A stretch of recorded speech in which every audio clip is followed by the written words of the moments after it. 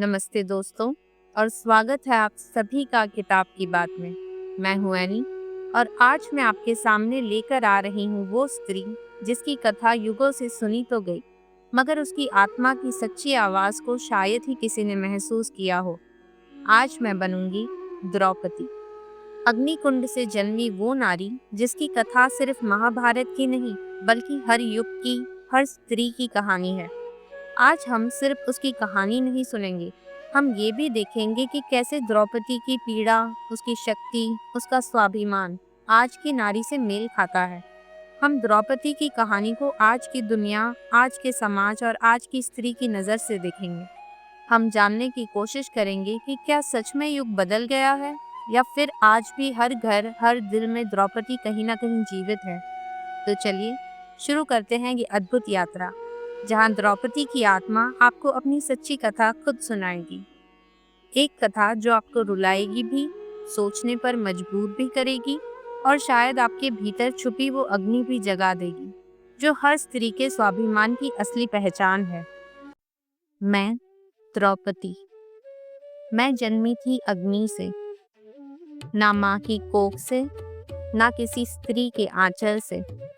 मैं जन्मी थी यज्ञ की ज्वाला से, जहाँ केवल तप था, ताप था और प्रतिशोध की लपटें थी। मेरे पिता ने मुझे मांगा था एक युद्ध के लिए, पर मैं खुद एक युद्ध बनकर आई। मेरे केश काले नहीं थे, वो अग्नि की ज्वालाओं जैसे लाल केसरिया थे। मेरी आंखें जलती थी, जैसे धधकती अग्नि में चिंगारियां उठती हैं। मेरा नाम रखा गया कृष्ण। हाँ, कृष्ण, क्योंकि मेरी त्वचा श्याम थी और तभी से मेरे जीवन का रंग भी संघर्षों से रंगा गया। मेरे इस नाम में ही वो प्रतीक था जो मुझे श्री कृष्ण से जोड़ता गया। वो कृष्ण जो सखा बने, वो कृष्ण जो मेरी आत्मा की आवाज बने। मेरे नाम का ये साम्य कोई संयोग नहीं था, ये एक संकेत था कि मेरे जीवन की डोर श्री कृष्ण से बंधी रहेगी, कि मेरी आत्मा की पुकार पर कृष्ण सखा बनकर आएंगे।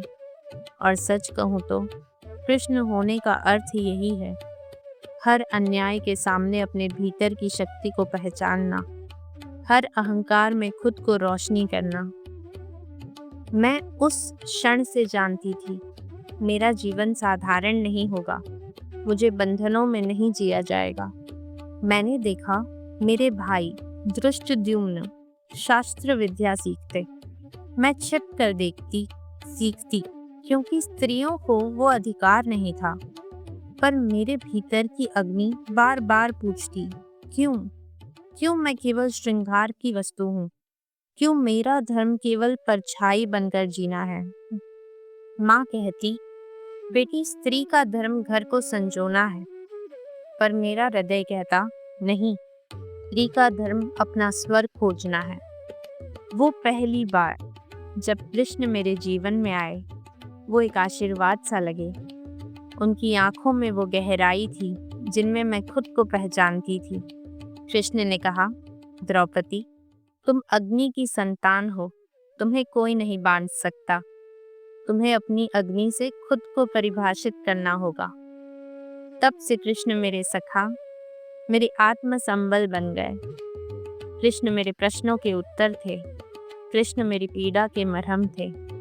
जब जब मेरे हृदय टूटा, कृष्ण ने कहा, द्रौपदी, अपने भीतर देखो, तुम्हारी शक्ति तुम्हारी अग्नि है। दूसरों से मत मांगो न्याय, खुद न्याय बनो। और मैं सुनती गई, सीखती गई। हर बात कृष्ण के मेरे मन की शांति बनती गई। सभा सजी थी, वीर योद्धा आए थे। मेरा मन विचलित था। कर्ण आया, उसके वीर रूप को देख मैं ठिठकी। कहीं गहरा एक तार जुड़ा, पर उसी क्षण वो अपमानित किया गया। मेरा हृदय रोया, पर होठ मौन रहे। अर्जुन ने निशाना साधा। सभा में जय जयकार हुई, पर क्या वो मेरी आत्मा का जय था? नहीं, वो एक और बंधन था। और फिर माँ कुंती का वो वचन जो अर्जुन लाया है, वो 5 भाइयों का है। मेरा अस्तित्व जैसे किसी ने पांव तले कुचल दिया। कृष्ण तब आए, मौन खड़े रहे। उनकी आंखें कहती, तुम्हारी अग्नि बुझी नहीं है, तुम अब इस अग्नि को जियो। एक रात जब मैं अकेली थी, मेरा मन प्रश्नों से घिरा था। कृष्ण आए। उन्होंने कहा, द्रौपदी, इस संसार में कोई तुम्हें पूर्ण समझ नहीं सकता।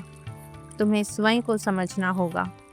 तुम्हारी आत्मा, तुम्हारा सत्य, तुम्हारा स्वाभिमान, इन्हें कोई जीत नहीं सकता। जबकि दुनिया तुम्हें वस्तु माने, तुम आत्मा बन जाओ। जबकि लोग तुम्हें मौन चाहे, तुम गरजना बन जाना। उनकी बातें मेरे हृदय में गूंजती रही। वो मेरा सखा था, मेरे अंतर का वो स्तर जैसे मैं जीवन भर खोजती रही। इंद्रप्रस्थ बना, वो महल जो माया से रचा गया, जिसकी दीवारें स्वप्न जैसी थी, जिसकी सीढ़ियां बादलों जैसी हल्की थी। उस महल में मैंने एक पल को सोचा, क्या ये मेरा घर है? क्या ये मेरी आत्मा को ठोर देगा? पर सपनों के महल में भी सच की दरारें होती हैं। दुर्योधन आया। उसने उस महल की माया को नहीं समझा। जल पर पांव रखा और गिर पड़ा। मेरी हंसी निकली, वो हंसी जो एक स्त्री की पीड़ा को छुपाने का आवरण थी। पर उस हंसी ने इतिहास बदल दिया। दुर्योधन की आंखों में जलन की अग्नि भड़क उठी। वो अग्नि जिसने युद्ध को जन्म दिया, वो अग्नि जिसने मेरे अपमान की पटकथा लिखी। उस रात कृष्ण आए। उनके नेत्रों में शांति थी, पर स्वर में गहनता। द्रौपदी, उन्होंने कहा, तुम्हारी हंसी एक बीज बन चुकी है। इस बीज से घृणा का वृक्ष पनपेगा। तुम्हें तैयार रहना होगा। मैंने पूछा, सखा, क्यों मेरी हंसी इतना बोझ बन गई?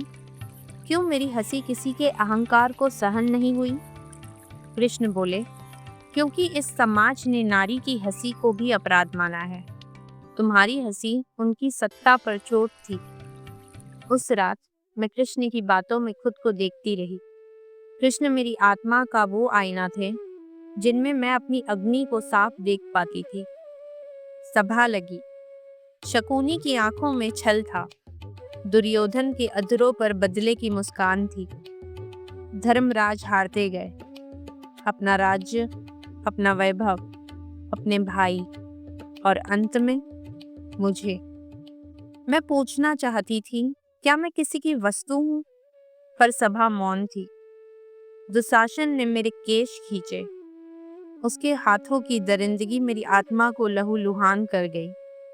वो क्षण जब मेरी पुकार निकली, हे कृष्णा, मेरी लाज बचाइए।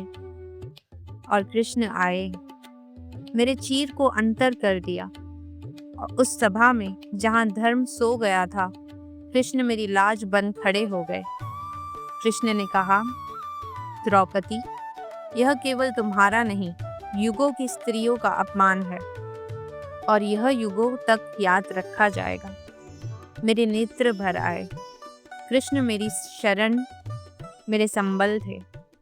उनके मौन में भी वो शक्ति थी जो मेरी आत्मा को संबल दे गई। वनवास, वो समय था जब मैंने अपने भीतर की अग्नि को साधा। कृष्ण वन में भी मेरे सखा बने रहे। कई रातें आईं जब मेरा मन डगमगाया, जब मेरी आत्मा थक कर बैठ जाना चाहिए। पर कृष्ण हर बार कहते, द्रौपदी, तेरी पीड़ा एक अग्नि है जिससे युगों की नारी शक्ति जगेगी। तू हारी नहीं है। तेरी हर सांस एक क्रांति है। और मैं हर रात अपनी पीड़ा को शक्ति में बदलती रही। तो यह थी मेरी अब तक की यात्रा। अग्नि से जन्मी मैं, जिसने अपने स्वाभिमान की अग्नि से हर अपमान को सहा। इंद्रप्रस्थ के महलों की माया, युद्ध की कुटिल चालें और सभा में मेरे चीर का अंतहीन खिंचाव। यह केवल द्रौपदी का अपमान नहीं था, यह हर उस नारी की पीड़ा थी जो आज भी समाज की आंखों में प्रश्न बनकर देखी जाती है। क्या मेरा दोष यह था कि मैं हंसी? या मेरा दोष यह था कि मैं स्त्री थी, या फिर यह कि मैंने अपने सिर झुकाने से इनकार किया? आज युग बदल गया है, पर क्या नारी के प्रश्न बदले हैं? क्या आज भी समाज की सभा में हमारी लाज सुरक्षित है? पर मैं झुकी नहीं, और मैं तुमसे कहती हूँ, तुम भी मत झुकना, क्योंकि एक नारी की अग्नि से ही समाज का सच सामने आता है। यह तो मात्र आरंभ है। अब मेरा वनवास प्रारंभ होगा, जहाँ मेरी आत्मा की अग्नि तपेगी, जहाँ मेरी शक्ति को और कसौटी पर परखा जाएगा, और वहीं से जन्म होगा उस युद्ध का जो युगों तक याद रखा जाएगा। तो मिलते हैं पार्ट 2 में, जहाँ द्रौपदी अपनी आत्मा के संघर्ष की यात्रा पर वनवास में, जहाँ कृष्ण की मित्रता का और गहरा रूप दिखेगा, जहाँ नारी की शक्ति और धैर्य की अग्नि और धधकेगी। ये कहानी सिर्फ मेरी नहीं, हर नारी की है, हर उस स्त्री की जो आज भी अपने स्वाभिमान की रक्षा के लिए लड़ रही है। मैं द्रौपदी हूँ, और मैं अपनी अग्नि को कभी बुझने नहीं दूंगी। पार्ट 2 में हम द्रौपदी के वनवास की यात्रा पर चलेंगे। देखेंगे कैसे वो हर दुख को अपनी शक्ति में बदलती है, कैसे कृष्णा उसके संबल बनते हैं, कैसे वनवास द्रौपदी के भीतर की देवी को जागृत करता है, और कैसे वो हर नारी के संघर्ष की प्रतीक बन जाती है। तो जुड़े रहिए किताब की बात से। मैं हूँ एनी।